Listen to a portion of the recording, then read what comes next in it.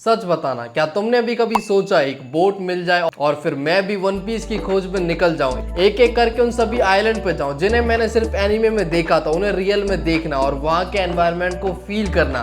क्या वाइब होगी।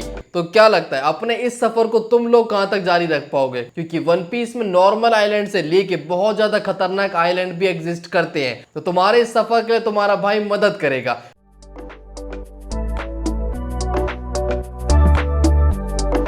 हम इस वीडियो में उस हर एक आइलैंड को रैंक करेंगे उसकी डिफिकल्टी के लेवल पे, और फिर तुम लोग मुझे कमेंट्स में बताना कि तुम किस आइलैंड तक अपनी जर्नी को कंटिन्यू रख पाओगे। तो स्टार्ट करते हैं अपनी टीयर लिस्ट के साथ। मैंने सभी आइलैंड को 6 कैटेगरीज में डिवाइड किया है। Number 1 easy peasy, number 2 moderate tier, फिर high tier, extreme tier, insane, और सबसे लास्ट है हार्डेस्ट, जिसे सरवाइव करना ऑलमोस्ट इम्पॉसिबल है। तो वीडियो को शुरू करने से पहले जो जो लोग इस चैनल पे नए हैं वो चैनल को सब्सक्राइब कर लें और वीडियो को भी लाइक कर दें, क्योंकि ये वीडियो काफी बढ़िया होने वाली है। तो स्टार्ट करते हैं अब।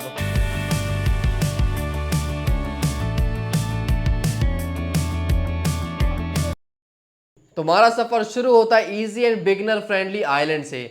नंबर फर्स्ट है द डॉन आइलैंड। इसी आइलैंड के एक छोटे से गांव में लूफी रेज हुआ था। ये काफी नॉर्मल सा आइलैंड है जहां पर विलेज में तुम्हें कोई खतरा नहीं है, बस तुम्हें किसी बुड्ढे को बुड्ढा नहीं बोलना या फिर छिनराई तो बिल्कुल नहीं करनी है। बट आइलैंड के फॉरेस्ट में तुम्हें काफी सारे डेंजरस एनिमल देखने को मिल सकते हैं, जिसकी वजह से मैं इस आइलैंड को डिफिकल्टी लेवल 1 की रेटिंग दूंगा। नेक्स्ट है ऑरेंज टाउन एंड सायरप विलेज। दोनों ही जगह काफी बेसिक सी है, नॉर्मल से विलेजर है जो खेती करके खुश है। बस ऑरेंज टाउन थोड़ा सा ज्यादा पायरेट प्रोन है। स्टिल उनकी रेटिंग भी 1 की रखूंगा, क्योंकि फूजा विलेज में भी शैंक्स और बाकी पायरेट्स आते रहते हैं बार में चिल मारने। नेक्स्ट है नंबर 2 मॉडरेट टीयर। यहाँ पर पिछले वाले से सर्वाइवल थोड़ा सा मुश्किल हो सकता है और इसमें काफी सारे इंटरेस्टिंग आइलैंड आते हैं, लाइक बराटी, जो कोई आइलैंड तो नहीं है, बस एक फ्लोटिंग रेस्टोरेंट है। बट पायरेट, मरीन और कुछ रिच लोगों के लिए एक फेमस स्पॉट है, यानी एक आइलैंड से ज्यादा विजिट करने वाली जगह है ये। इस जगह पर रेस्टोरेंट के अंदर कोई खतरा नहीं है, बट मरीन और पायरेट के फ्रीक्वेंट विजिट की वजह से ये डेंजरस जगह थोड़ी सी बन जाती है, जिसकी वजह से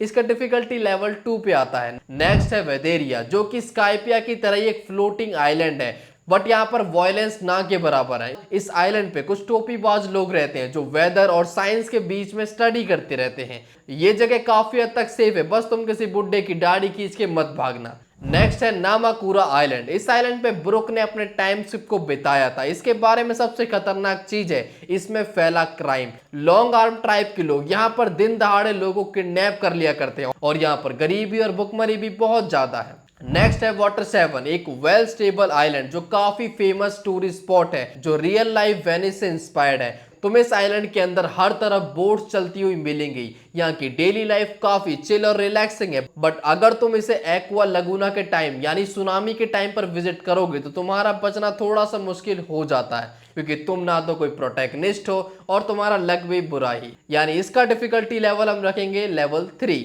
नेक्स्ट है साबा ओडी आर्किपेलागो। ये आइलैंड देखने में किसी जन्नत से कम नहीं है। हर तरफ यूनिक और लार्ज ट्री और ऊपर से आती हुई sunshine sound like a perfect honeymoon spot. पर यह सोचना तुम्हारी गलत फहमी है, क्योंकि इस जगह पे मल्टीपल गैंग्स वर्क करती है, लोगों को किडनैप करना और उन्हें स्लेव की तरह बेच देना। और यहाँ पर हर जगह फैली है टॉक्सिक सोप बबल्स, प्लस में रेजिन बेस्ड मैंग्रोव गैस, जो इसको तुम्हारा आइडियल जगह बनने से रोक देती है। इन सब चीजों की वजह से ये आइलैंड डिफिकल्टी में लेवल 5 पे आता है। नेक्स्ट है टकीला वुल्फ।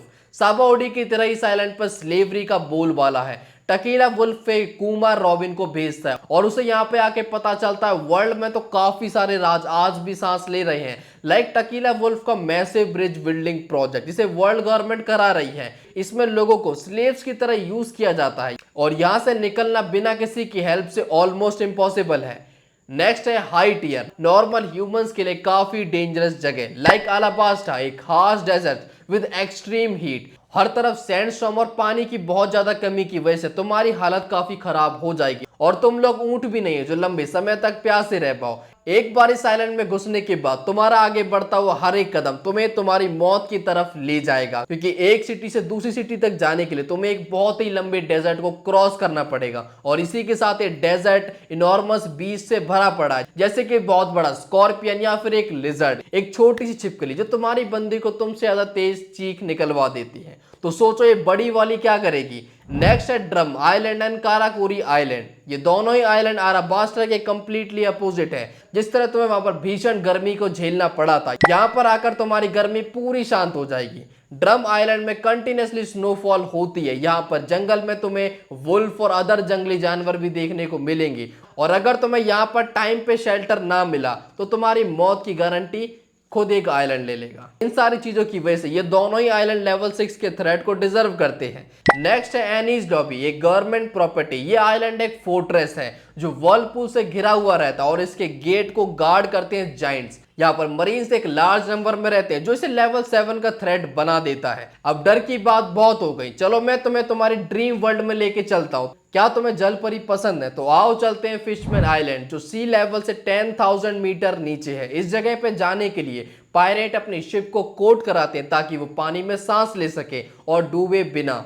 ये जर्नी सी बीच से भरी पड़ी है, और अगर तुम यहाँ पर बचकर आइलैंड तक पहुंच जाओ तब भी ये फिशमैन ह्यूमंस के लिए ज्यादा अच्छे नहीं है, क्योंकि कुछ फिशमैन्स के ग्रुप ह्यूमंस को पसंद नहीं करते हैं। वो कब तुम्हें पकड़ के तुम्हारा सीख कबाब बना देंगे तुम्हें पता भी नहीं चलेगा। So better avoid it. अब बारी है हमारे 4th टियर की, द एक्सट्रीम टियर, जिसमें हमारा पहला आइलैंड है थ्रिलर बार्ग, एक मैसिव लैंड जो शिप पर फ्लोट कर रही है। ये आइलैंड हमारे बचपन के सारे डर को अपने साथ लेकर घूमता है, लाइक ज़ॉम्बीज की आर्मी, डार्कनेस और दो मोटे आदमी जिन्हें चीर फाड़ करने में मजा आता है। और अगर इन सारी चीजों से बचकर तुम मोरिया के पास पहुंच गए तो तुम अपने जीवन साथी को खो दोगे।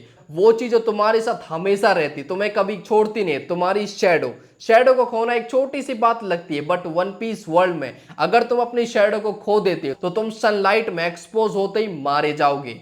नेक्स्ट है बोइन आर्किपेलागो, जो दूर से देखने में एक पैराडाइज जैसा लगता है, हर तरफ हरियाली, बट यही हरियाली लोगों की जान ले लेती है। और उसकी वजह इस आइलैंड के प्लांट जो कि कार्निवोरस हैं, यानी वो मीट खाना पसंद करते हैं, और इसी के साथ एनिमल्स और इंसेक्ट भी यहाँ पर एक्स्ट्रा प्रोटीन डाइट पे रहते हैं, और इसीलिए यहाँ पर सरवाइव करना एक नॉर्मल ह्यूमन के लिए नेक्स्ट टू इम्पॉसिबल है। नेक्स्ट है Torino island, same as Boeing archipelago. ये आइलैंड एक मैसिव फॉरेस्ट लैंड है। यहाँ पर काफी सारे ट्राइब रहते हैं जो काफी हद तक एक्स्ट्रा फ्रेंडली भी हैं, पर अपने फर्स्ट लुक के बाद ये आइलैंड अपना ट्रू नेचर दिखाता है। इस आइलैंड पे जाइंट्स, बर्ड और ह्यूमंस के बीच में कांस्टेंट बैटल चलती है, जो इसे खतरनाक बनाता है। ये सभी लेवल 8 के थ्रेट है। नेक्स्ट है मॉन्स्टर टियर। इन आइलैंड्स को नॉर्मल कहा ही नहीं जा सकता, क्योंकि हर एक आइलैंड अपने आप में यूनिक है, और लेवल 9 के थ्रेट भी है, जैसे कि पंक हैजार्ड। इस आइलैंड की हिस्ट्री बहुत ज्यादा अजीब है। पहले ये वर्ल्ड गवर्नमेंट के रिसर्च का पॉइंट था, लेकिन एक महान आदमी की वजह से ये जगह सांस लेने लायक नहीं बचती है। बट जब एनवायरनमेंट क्लीन किया उसी महान आदमी ने, तो ये आइलैंड 2 पार्ट में डिवाइड हो गया, एक साइड फायर और दूसरी साइड आइस, क्योंकि ये वही आइलैंड है जहां पर एडमिरल अकाइनो और ओकीजी ने फाइट की थी। दोनों की पावर्स ने इस आइलैंड की शक्ल ही बदल दी। यहाँ के एक्सट्रीम एनवायरनमेंट को सरवाइव करना बहुत ज्यादा मुश्किल है। नेक्स्ट आइलैंड खतरनाक क्यों है इसे बताना थोड़ा सा मुश्किल है, क्योंकि कई लोगों के लिए ये जगह ड्रीम लैंड हो सकती है। अगर तुम्हें स्वीट्स पसंद है तो आओ होल केक आइलैंड में, यानी टोटलैंड में। ये ग्रुप ऑफ आइलैंड जो बिग मॉम की टेरिटरी का पार्ट है, जहां पर सारे आइलैंड अपने आप में यूनिक है। किसी आइलैंड पे तुम्हें चॉकलेट खाने को मिलेगी तो किसी आइलैंड पे बिस्किट। इसी तरह से जो तुम कैंडी स्वीट को इमेजिन कर सकते हो सब कुछ यहाँ पे तुम्हें मिलेगा, बट एक शर्त पे, तुम्हें टैक्स के रूप में बिग मॉम को अपनी लाइफ स्पैन देनी पड़ेगी। क्या ये वर्थ इट है? कमेंट्स में बताओ। लास्ट, इम्पॉसिबल टू सर्वाइव, अपना last year with level 10 thread, Kuraigana island, the land of king, यानी ड्रैकुला मिहोक की जगह। मिहोक इस आइलैंड को ओन करता है बाय पावर। मिहोक की पावर अपने आप में लोगों को डराने के लिए काफी, क्योंकि उसकी प्रेजेंस मौत का इनविटेशन है। बट अगर तुम ये सोच रहे हो कि यह आइलैंड सिर्फ मिहोक की वजह से खतरनाक है तो तुम गलत सोच रहे हो, क्योंकि इस आइलैंड पे मिहोक की पूरी सेना भी रहती है, वॉरियर ऑफ बंदर, मतलब बंदरों की सेना। नेक्स्ट है Rusukaina island, also known as 100 beast island. इस आइलैंड पे खूंखार बीस्ट रहते हैं जिन्हें हराने के लिए आदमी के पास एक्स्ट्राऑर्डिनरी कॉम्बैट स्किल होनी चाहिए, और ये वही आइलैंड है जहां पर लूफी ने अपने हाकी को ट्रेन किया था। नेक्स्ट है कंट्री ऑफ समुराई, वानो। यहाँ पर पहुंचना इतना इजी नहीं है, क्योंकि ये कंट्री वर्ल्ड से पूरी तरह से आइसोलेटेड है। ये आइलैंड हर तरफ से डेडली वर्लपूल, वाटरफॉल और स्ट्रोम से घिरा रहता है। यहाँ पर बिना किसी की हेल्प के पहुंचना थोड़ा सा मुश्किल है। इस आइलैंड पे काइडो का राज था, और इस टाइम पर यहाँ पर जीना मौत के बराबर था। ना खाने को कुछ था, ना पीने को पानी।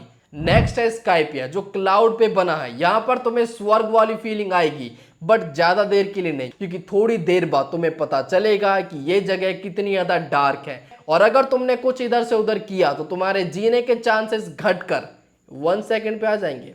फिर तुम स्काइपिया में किसी भी कोने पे छुप जाओ, क्योंकि जिस पल तुमने स्काइपिया में कदम रखा था, एनल ने तुम्हें ट्रेस कर लिया था, और वो कभी भी अपनी लाइटनिंग स्ट्राइक से उस बंदे का नामो निशान मिटा सकता है, और यहाँ पर एनल से छुपना इम्पॉसिबल है। नेक्स्ट है एल्बाफ, ये है द लैंड ऑफ जाइंट। ये जगह फुल ऑन खतरों से भरी हुई है। एक तरफ यहाँ पर है जाइंट्स, और उसके बाद है जाइगेंटिक वाइल्ड बीस्ट भी। ये जगह पूरे वन पीस वर्ल्ड की वन ऑफ द डेडलीस्ट जगह में से एक है, क्योंकि ना तो तुम स्ट्रॉयड के क्रू हो जो लोग तुम्हें खुली बाहों से तुम्हारा वेलकम करें, और ना ही शैंक्स जिसकी वजह से यहाँ के लोग तुम्हारी रिस्पेक्ट करें।